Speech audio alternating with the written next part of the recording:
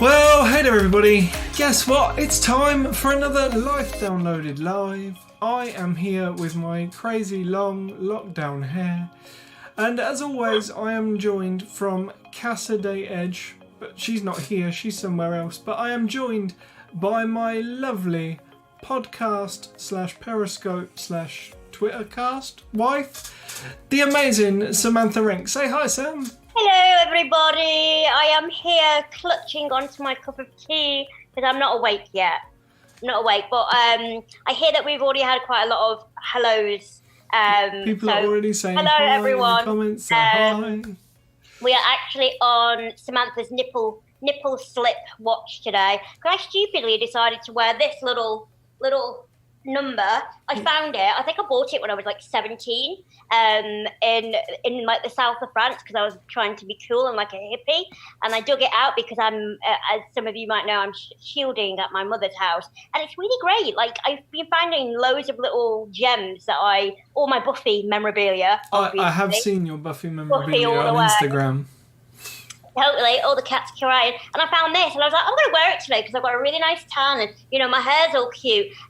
But yeah, it's probably not the best. I can already feel it slipping, so you might get more than you bargained for today, everybody. But hey, I mean, this show always carries adult themes, but that's something completely different. I know, right? What you gonna do? So what episode are we on? This is our 20th episode of the podcast overall. It's not our 20th live edition, obviously, because we've only been doing that since lockdown, but overall, this is our 20th episode. And I don't know if you can hear that, but in true Life DownLow'ed fashion, I've got building work going on outside. Oh my goodness, so you've swapped. So anyone who is new to Life DownLow'ed, first of all, welcome. Second of all, yes, we are quite crude and we just say what goes on in our heads, which can be fun, but sometimes a bit worrying. But normally we are at my home in Shoreditch in East London. I've got a nice little flat there. And Dan, God bless him, he always comes to me, very gentlemanly, because I'm so lazy and I just want to stay in my pajamas. But yeah, normally I've got like building work galore going on, and it's been like that for 2 years. So it's only fair that you now take the brunt. But I do have Lola, who is here around my feet, which is my cat, who normally I lock out when we're at my house. But that's kind of gone, that's just like gone out the window now. That's gone by the by. Cat jumps and everything goes kaput. We're just going to have to live with it. Yeah, cats bring technical issues, apparently. And so does my iPad making noise, which it shouldn't be doing, so I'm going to turn that down. Well, I just say that we're normally a little bit more professional than this. Are we, though? We are. Generally, I think we are. Generally, I think we are. When we first started Life DownLow'ed, I would sit there and produce our kind of, not our scripts, what we want to chat about, our topics. So I would print them out and I would hand them to Dan, and we had water bottles and we had biscuits, and it was, we had talking points, and it was all there. It was professional. Now look what's happened to us. Yeah. I've barely got any clothes on. You've got technical issues. Yeah. I've got a cat meowing. Yeah. It's all gone in the bin. It's all gone a bit pop. But the fact is, we're live, so what can you expect? See, we could have been like this all the way through, and I just edited it all out, and we're live now, so that's not possible. But no, I quite like it. Authenticity all the way. So we are still in lockdown. I know a lot of people are. Some people think that life has gone back to normal, as I've been looking. Looking at on the news with all the people going to beaches and things like that. That's something we can definitely talk about a little bit later. Myself and Dan are in the high risk, vulnerable, although we're not vulnerable, category. I know that the UK government said, was it last Monday or this Monday? It was this Monday. They announced all the days, like most people. I don't know. I don't even know my name. Are we in 2021 yet? I don't even know. I don't know. Anyway, they recently said that people who have been shielding, so that means no going to the shops, no going, Anywhere, for really. a run, just Yeah. staying where you are. We are now allowed to kind of meet up with one person. And I know that news came as a little bit of a shock to some people. I know that I definitely thought that's not going to happen personally. And I don't know, there was real mixed feelings about it. And, understandably, a lot of people within the disability community, of whom many are shielding, just felt a little bit like, I don't know whether you agree, Dan, they just felt a little bit like the government or society in general had gone, oh shit, we forgot about them people. Do you remember them people? Like the old people and like the disabled people. We forgot about them because we told them like not to go anywhere 12 weeks ago. We better say something. Did you get that sense? Do you know, like, my own political allegiances aside, I think generally the government, and I'm being very polite right now, is a bit fly by night right now. They're flying by the seat of their pants a little bit. And I think what annoyed people and shocked people more than anything, apart from the fact that, the announcement was before anybody really planned on anything or doing anything, is the fact that, this wasn't even at one of the daily press conference briefings. This was slipped out at 10 o'clock on a Saturday night when nobody was really paying attention. So I agree with you. It's definitely the case of, oh God, we haven't done anything. But what makes it even more controversial is the fact that they've done this after 10 weeks when we were all supposed to be shielding for 12 weeks. Mm-hmm. So it's all just a bit messed up, really. I could get onto a political debate for hours on end and get a bit ranty, and I have got a bit ranty. Anybody that follows me on Twitter will realise how ranty I have become. I think it's just because I need an outlet. Cool. We're all guilty of that right now, though, aren't we? Indeed. I completely get what you're saying, and I think that my advice to people, regardless of what they think the politicians or whoever should have, done more, I think what's quite reassuring is, particularly when you've lived with a chronic condition or a disability for a number of years or from birth, you know your body inside out. Like, what's good for you. I mean, exactly. we both have stories where we've either gone to a doctor's or GP, and they, bless them, they've not really known what's best, or they've kind of suggested something or misdiagnosed something. That is not to kind of say horrible things about the NHS staff, but it's true. I've got brittle bones. I've had many broken a bone, and the doctors will not even X-ray me because they don't think it's broken. And I've insisted. I'm like, mate, I'm telling you, it's in two pieces. I can feel it. I can feel it flopping around in it like a fish. My arm is broken. And then they've eventually, X-rayed it. And they're like, oh my goodness, did you know that you had a broken bone? I'm like, well, yeah. I think that we need to stick to that. We need to be reassured that we know what's best for us. Okay, look, I appreciate if you've got, dependents, if you've got children that need to go back to school, that's a whole, I empathise with you, I sympathise with you, that must be really challenging. If you've got to go back to work and your bosses are now saying, well, the government says you can go out and about, so why aren't you doing it?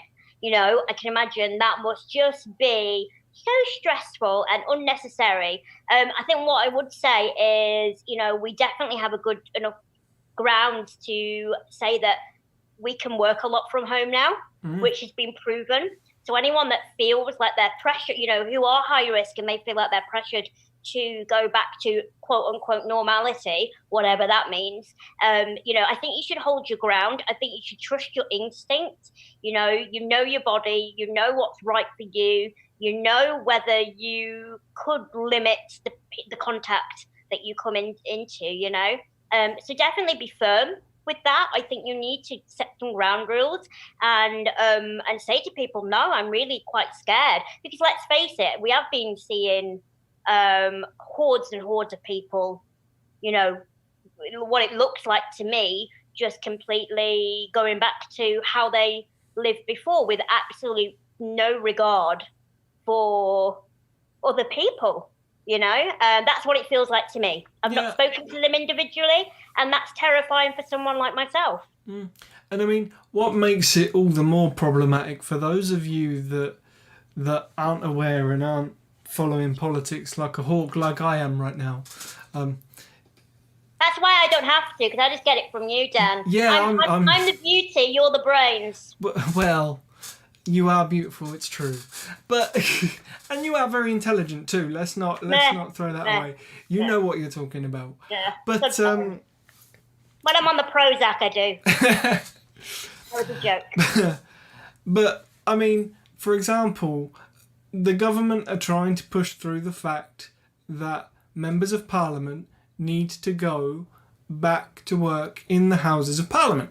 Oh my goodness. And they are having this argument themselves. They have the virtual voting process. They have all of this to the point that yesterday they had to stand in a queue that was 1 kilometre long to vote. What is their reasoning? Is it just pure, I've got to broom up my bottom and this is how we've done it for eons? And we don't like change. Is that what they're saying? I think partly. If I'm being a little bit of a cynic, it's also a case of the Tory government are feeling a little bit out of place because Boris Johnson isn't that great without an audience. That's my personal opinion. You may disagree with it. You're more than welcome to. But there are now MPs that are shielding that literally cannot vote for their constituents because they cannot get back to the House of Commons. Yeah, I mean, there's a number of, like Baroness Thomas, there's a number of disabled MPs that are shielding, and once again, their needs are definitely put to the back of the queue. I mean, another gleaming example, and you say that you're getting political on Twitter. Well, I'm getting political on Twitter, but for a different reason, and that is the whole stopping vehicles in major cities, yes. which is for quite some time now. With the kind of awareness of climate change, which is everything everyone should be definitely taken seriously. But I think at the moment, because we are still trying to promote social distancing, there's been a push for less cars on the road and more people to walk or use bicycles instead of public transport or vehicles. But once again, disabled people have just not been consulted. No. I know. I mean, I'm shielding at my mum's. I want to stay here at least for another, till the end of June. We've kind of made that agreement, which I genuinely now have gotten to a routine. Yes, I am missing people, but things could be a lot worse. I'm able to work still quite steadily. It's quite nice. My mum feeding me constantly. I'm putting on weight. It's great. I feel like I'm at a hotel. But no, I am scared about going back to London because I know particularly my building, there are a number of elderly residents and there are at least 3 more wheelchair users. Check your diverse building out. I know, right? It's like, hey, here we are, few and far between. But, it's a real concern. Like, I really do want to get back to my life in London.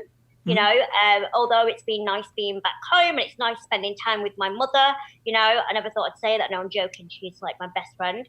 It's been lovely, but, I am 34 and I've been living in London for 8 years and it's nice to have that routine back again. And also my cat is getting really, really diva-ish here. I know she was a diva beforehand, but the house here is so beautiful. There's a big conservatory and there's a massive garden that I've been able to let her out. So it's very different to my 1-bedroom flat in London. So the longest she stays here, can you imagine, Dan? Well, it's got to be a nightmare. They say that, cats are like their owners, don't they? No. What are you trying to insinuate there? Well, you said your cat was a diva, my dear. I don't know. But what it says on my mug. Sparkle shine. Sparkle shine dream.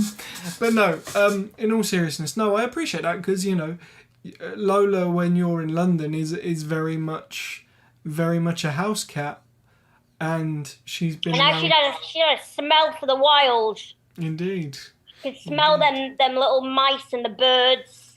She wants to be free. No, but in all seriousness, I think it has dawned on me that going back home is going to be a challenge, not only because of these proposed kind of restrictions, which I must admit, they are just proposed. I think I'm never going to stand in the way of making the world a safer, greener, happier place. No. But I think,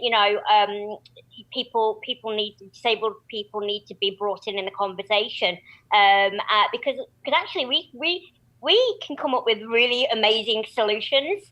We think on our feet, no pun intended, day in, day out. We have very much a risk assessment kind of mind, so we would actually be an asset to bring into any kind of initiative that will shape up how we organise society. But not only that, I am worried about, even now that I've been around my mum and my stepdad having those, kind of times alone, I'm very comfortable in my own company. But I suppose I feel the pressure. And I know a lot of people have actually become quite comfortable in lockdown, ironically. And I get it. I actually get it.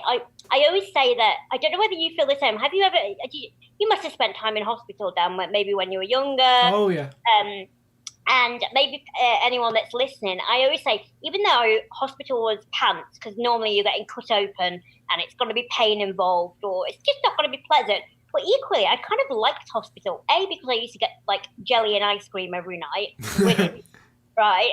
And, in a kid's hospital, you get to play with toys that you don't have at home. Great. But also there is a sense of no one can demand anything of me. I'm in hospital. Like, no one can be horrible to me. No one can ask me to do, homework. No one can ask me to, get that deadline sorted. There's this almost like a calmness because you've taken yourself out of the daily struggles, and you've got nurses that are there for you. You've got more support network. So I feel like that's what lockdown has been like for me. I've all of a sudden been in this bubble and had the support network of my family, and going back to being independent, which is great because I love being independent, but it's scaring me at the moment. Well, I guess it all kind of boils down to what we talk about often on the podcast, which is the social model of disability, and the fact that, where at the moment you're in a place where everything's accessible to you, you've got all the support you need, you've got all of that, and it's the fear and the unknown. Although you've got a great support network in London as well, I know, I've met many of them and been to your flat and everything else. It's that thing that the support network isn't necessarily as complete or as strong as it is when you're at home.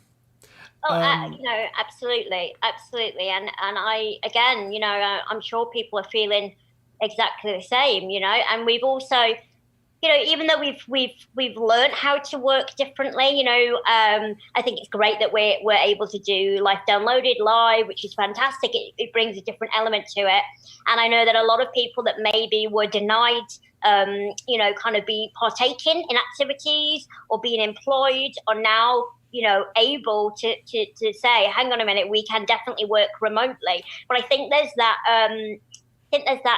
worry, I suppose, that if once lockdown is completely over and we kind of go back to normality, if we do adopt some of these new methods, which I think is great, my concern is, will that actually stunt the growth of inclusion and diversity? Because, if someone turns around and says, yeah, but you can work remotely, so you don't need to come to our group meeting. But actually there's something quite valuable about being invited to that group meeting and being able to participate. So I think that, it throws up all these new kind of questions and concerns, because I'm sure I've got a very good agent who listens to me and definitely takes my lead with anything that I'm involved with. But I'm sure there will be certain projects that now will be offered up to me. Oh, why don't you just do it at home? Or you can just do that on a Zoom. And although a lot of my anxiety and triggers for depression and things come from things like having to take public transport, having to go to a building that I've never been before and thinking, oh my God, is it accessible? Because you know what it's like. You get the call, you're on the call and it's like, are you sure it's accessible? Are you sure? Yeah, it is. You get there. There's literally like 5 steps into the bloody office. So all that kind of really adds to it. But once I'm there and I feel like I'm part of a group or I'm in front of 100, 1,000 people delivering a keynote, that for me is where I literally get my kicks. Yeah. That's like endorphins. So it's even that's concerning me at the moment. Like where are we going to get this happy medium? Do you think I'm? What do you reckon? I think that's what it's about, isn't it? Is the fact that it is about achieving the balance. Yeah. The world has seen now that people can work remotely, which is great, and it should definitely now be more of an option than it ever has been. End of. But that doesn't mean that it should become the only option for disabled people. The only option for anybody. It should be part of without wanting to sound too much like a politician, it needs to be part of the toolkit that companies, businesses, society uses to make sure that whatever your situation is, you have every opportunity open to you to be part of the process, the conversation, the event, whatever that may be. And you see, this is the joy of being live.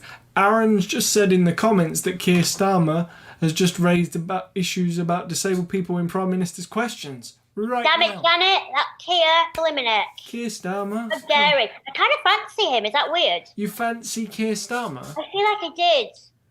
I feel like I saw him the other day. I was like, oh, maybe it's lockdown. Maybe. I mean, some might argue he's got a bit of a silver fox thing going on. Does anyone agree with me? Please say that you agree with me. Does anybody that's watching fancy Keir Starmer? I can't even take it back because it's live.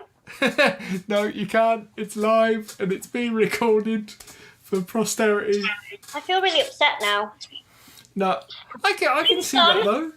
He's a put together bloke. He's an intelligent bloke. I like my older men. I like people that are assertive. Yeah, and he's a barrister, so winning. Yeah, winning. as well as leader of the Labour Party. I'm sticking to it. I'm not taking that back. I think he's cute.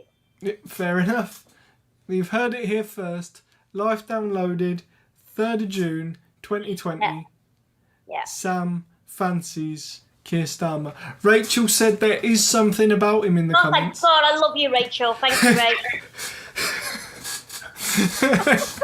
Look at that sigh of relief. That was a beautiful sigh of relief. I know. I'll give you a tenner later, Rachel. Don't worry. Thanks. Aaron says it's better than liking Boris. So. Oh yeah, well, do you know what? Yes, you are 100% right. So it could get a lot worse. Poor Boris, bless him, he gets a lot of stick, doesn't he?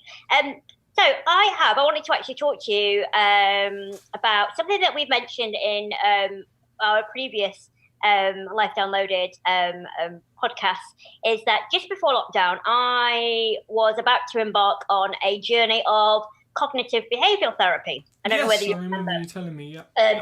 So I had my I can never say this word, preliminary. Is that right? Preliminary. Yep. Yay! Say it 3 times fast. No. Preliminary. Oh, winning! Gold star for you. So I was about to start. This has been something that I've been meaning to do for some time. I do struggle with anxiety. I have had moments of depression, and like a lot of us, I procrastinated and I put it off. And I tried counselling, but I tried it. I didn't get the right counsellor anyway. So I felt really liberated after my first consultant consultancy.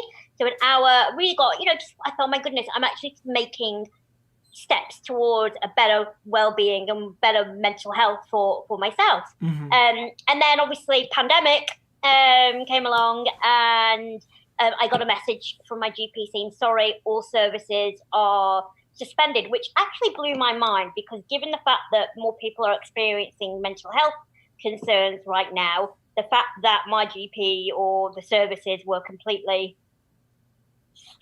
stopped was a little bit worrying.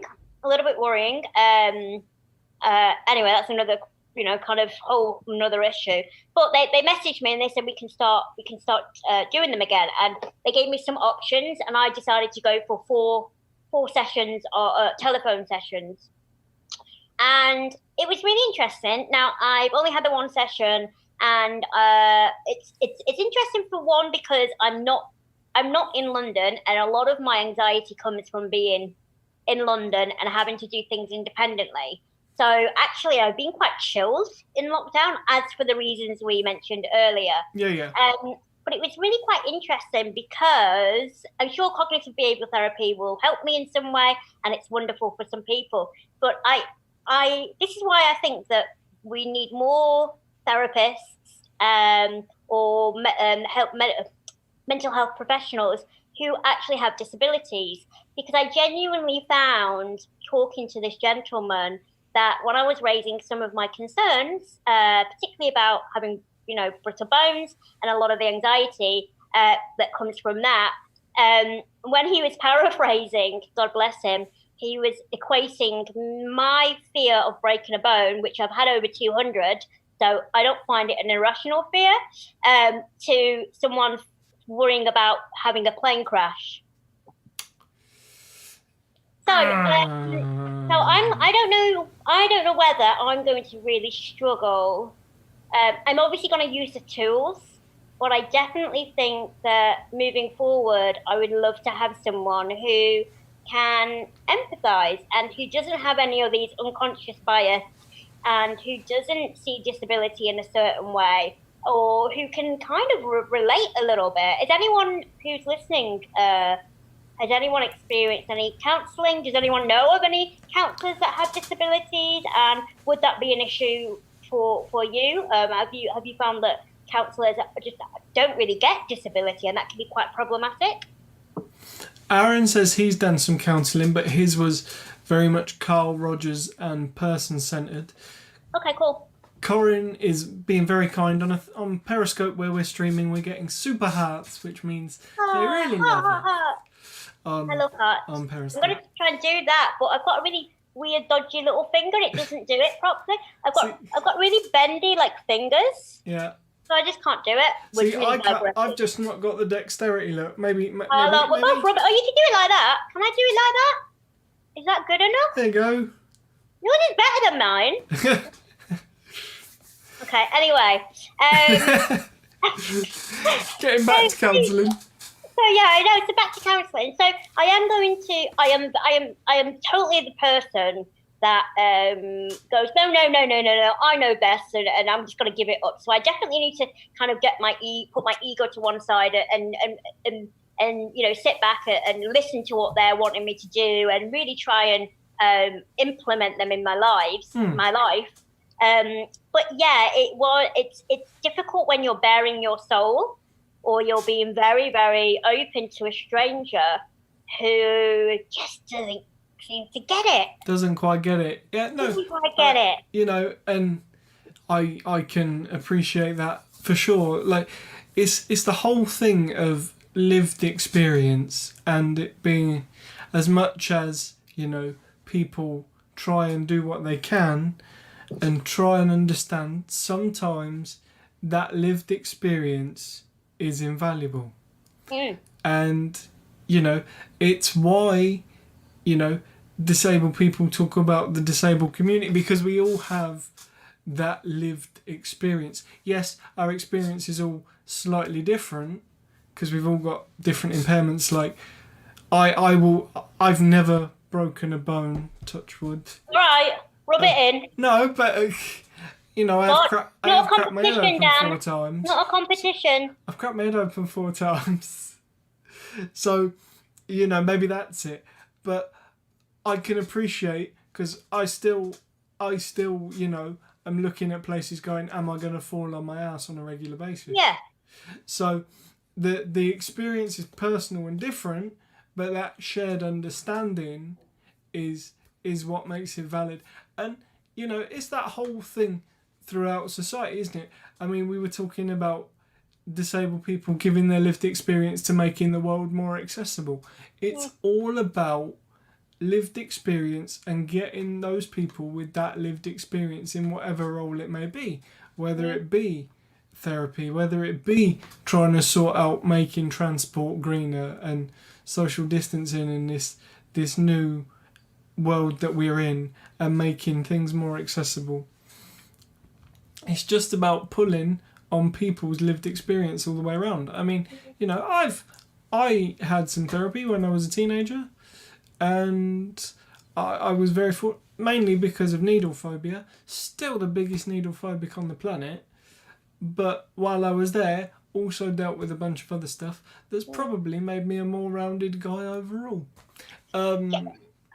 Yeah. So, you know, anybody that goes, oh, therapy, no, there's uses for everyone. Oh no, completely. I'm not poo-pooing on therapy. I think it's great. I've had it in the past. There's certainly been people that have therapists that have warmed to more, or you know, have got me a little bit more. But I think you know what? I think because I'm a little bit more aware of, you know, as a campaigner, and you know yourself, we're just a bit more aware of injustices. I can't speak today. Injustices. There we go. What the heck is wrong with me? Don't answer that. But, you know, I'm a lot more aware. I think, you know, prior to being a campaigner, I kind of just shut up and put up. And, you know, when people were kind of, you know, like these little microaggressions or these little digs or these kind of very ableist views came my way, I probably didn't even register them.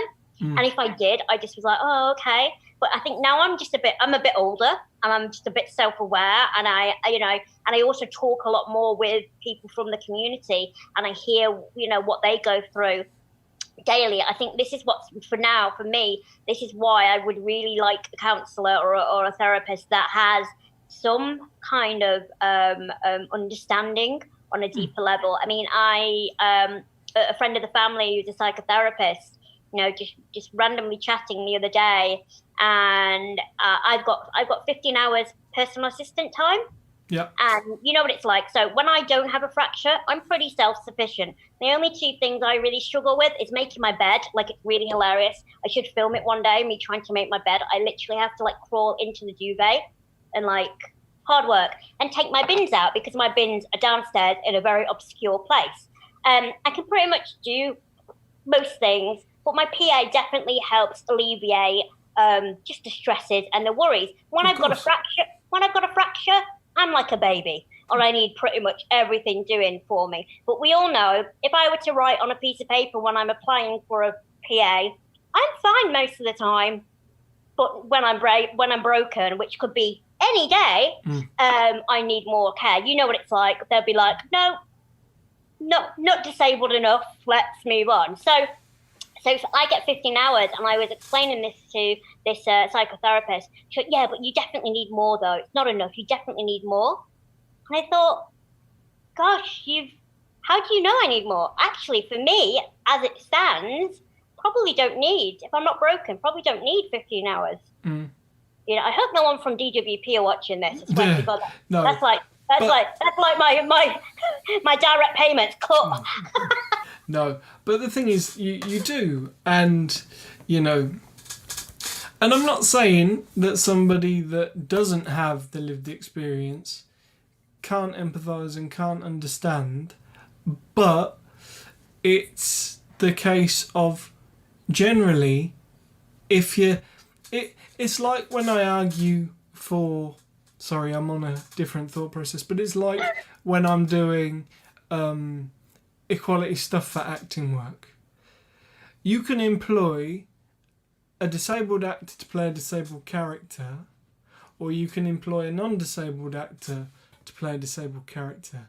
Now, that non-disabled actor will do everything they can, hopefully, to try and make it as an authentic portrayal as possible. However, you can save yourself 6 months of work by employing the disabled actor in the first place, who can then just concentrate on giving the best performance in terms of character, because they don't have to figure out how the impairment works as well. I completely agree.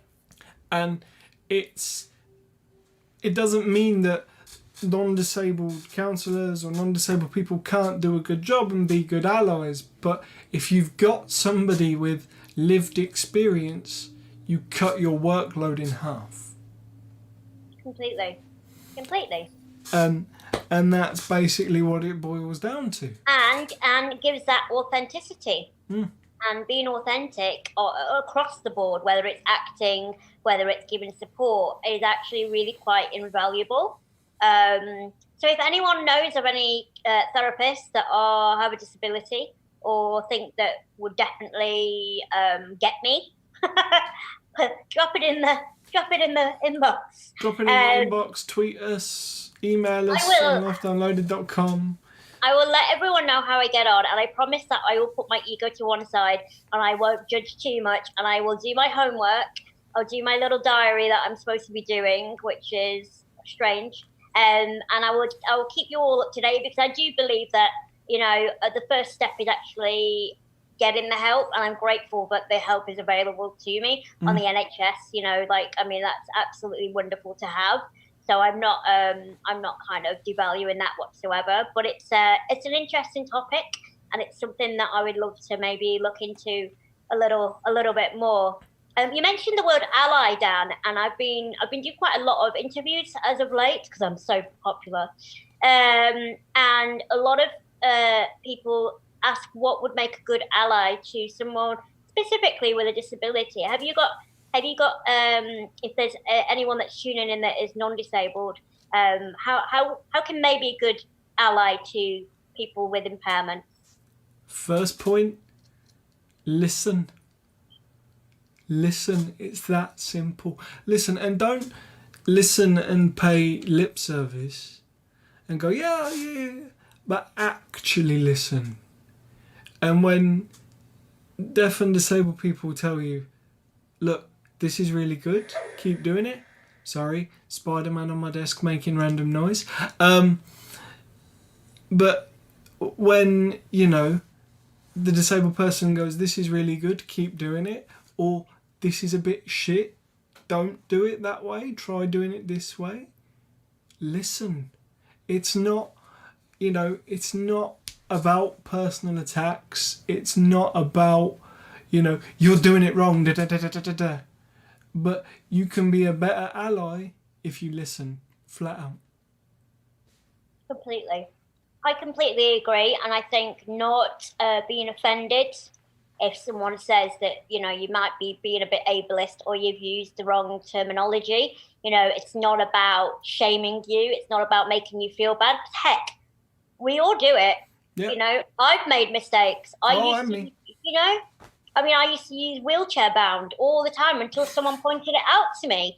And as soon as they, cleared it up for me, I was like, okay, but I have to admit, right at the beginning, like my ego was a little bit like, oh, how dare they tell me what to do? But when I, now I'm all about proper language and, respecting people's choice to use correct language. So I think, that's definitely one way to be an ally. And I also think, particularly now we're in lockdown, some of us are still actually adhering to the rules, so to speak. Me over here, hi. And I think, now is the time, as we've got maybe a little bit more free time or spare time on our hands, is to actually, learn about other minority groups, and that's across the board.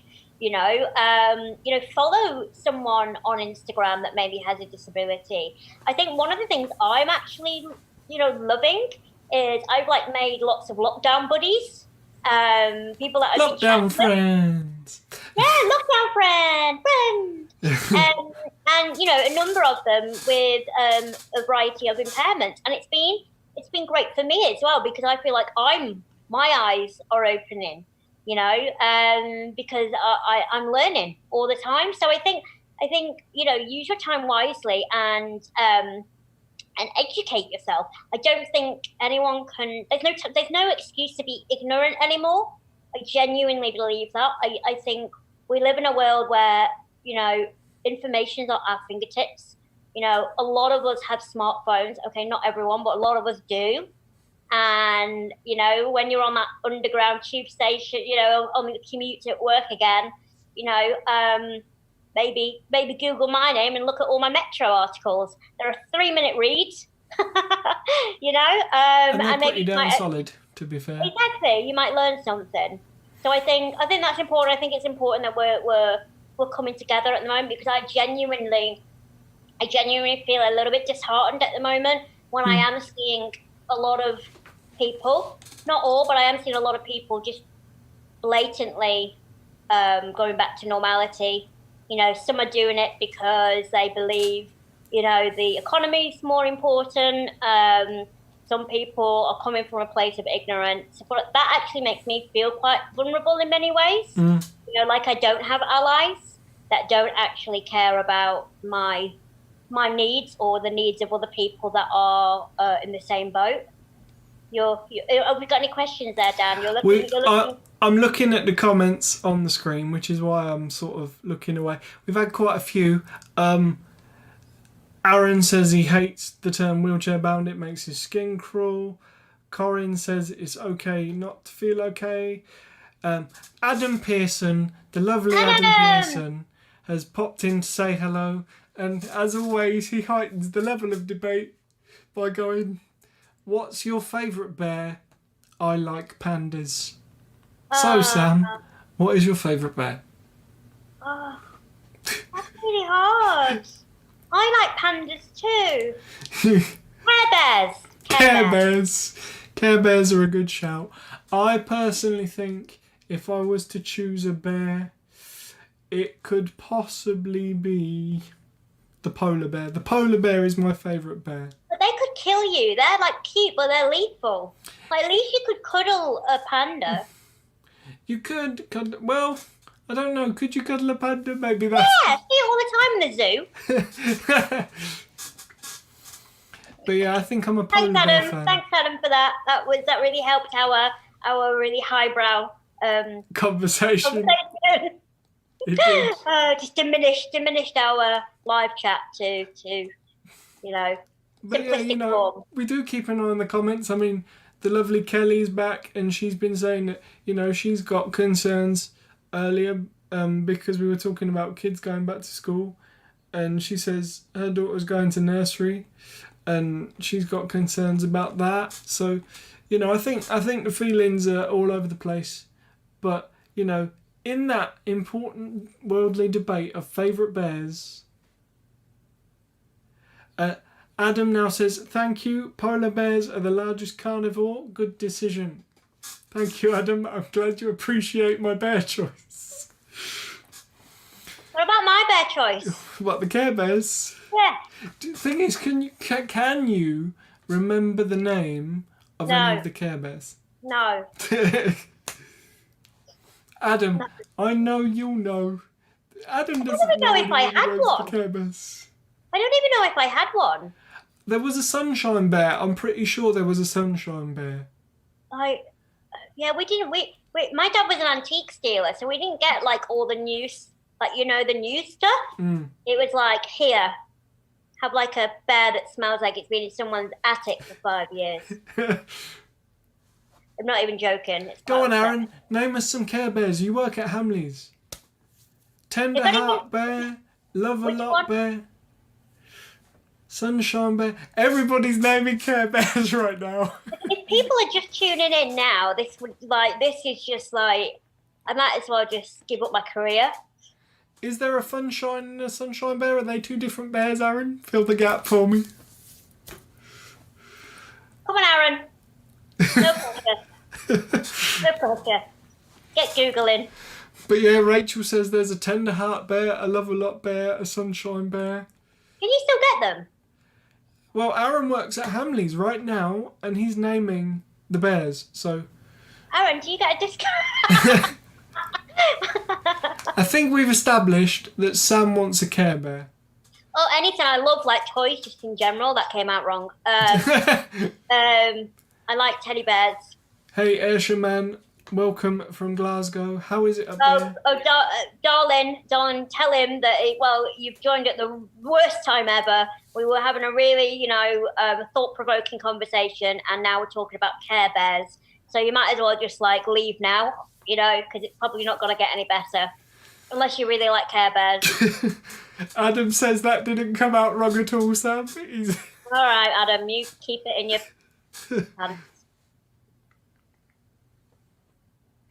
hands.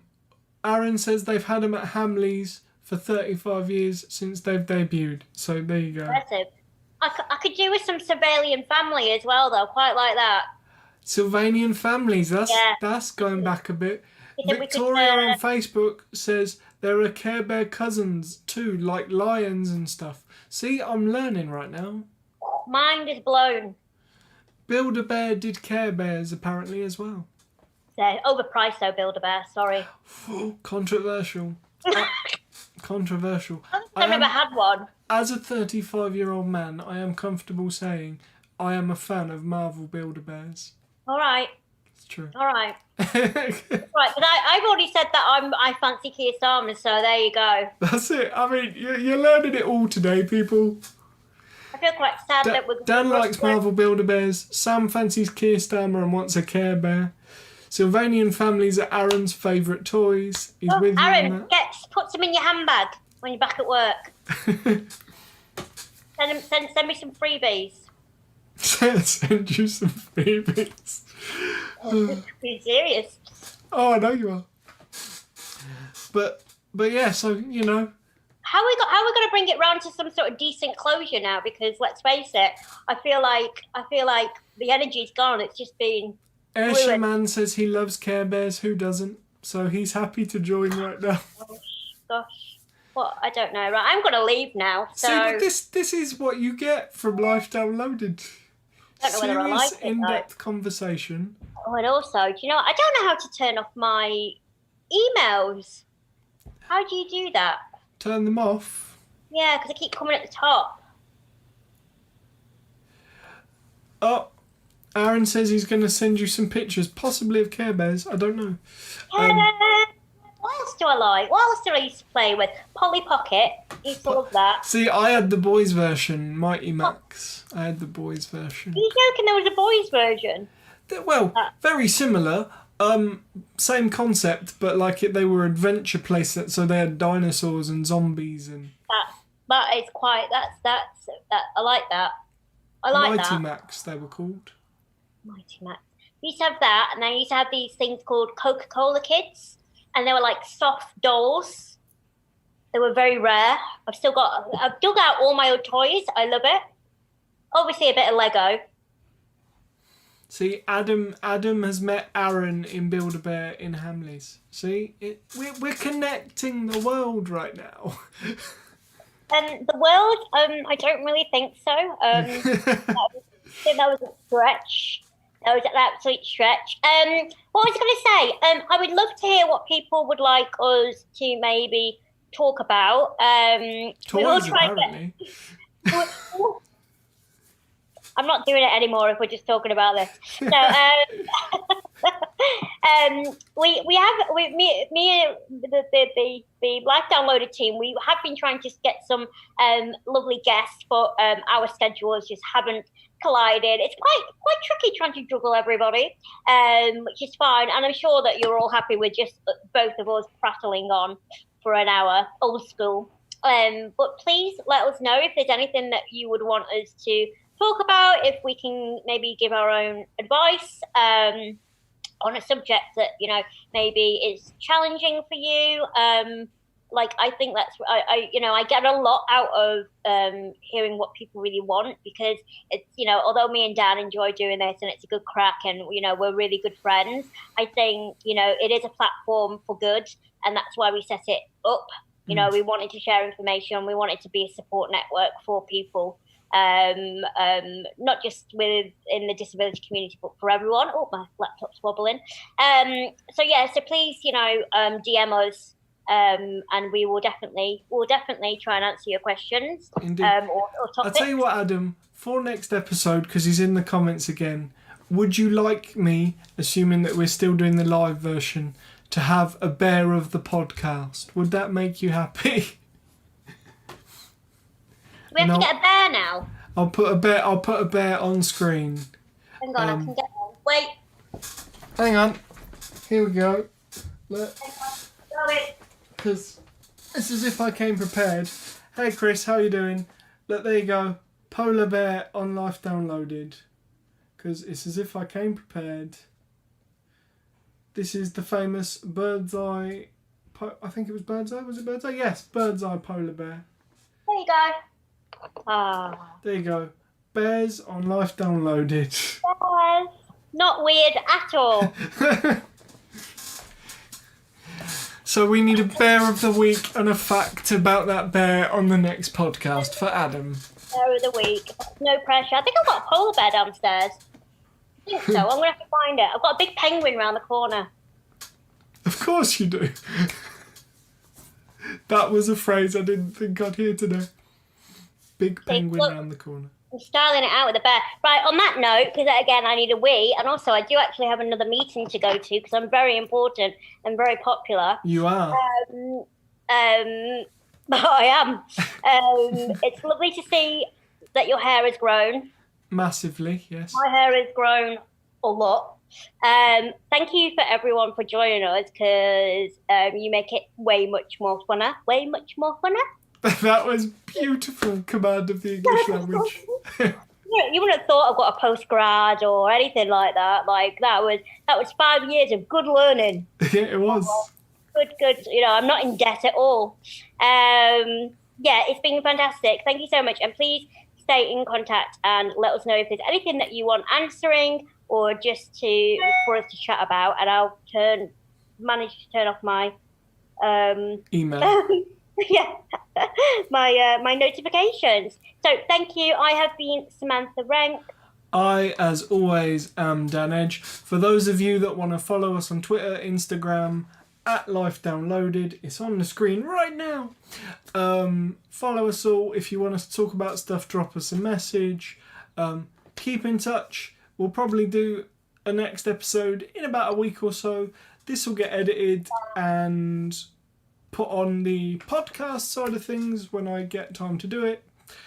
And yeah, we'll see you all next episode, guys. Hope you've had a good one. We'll even have a bear for Adam. I know he'll tune in especially.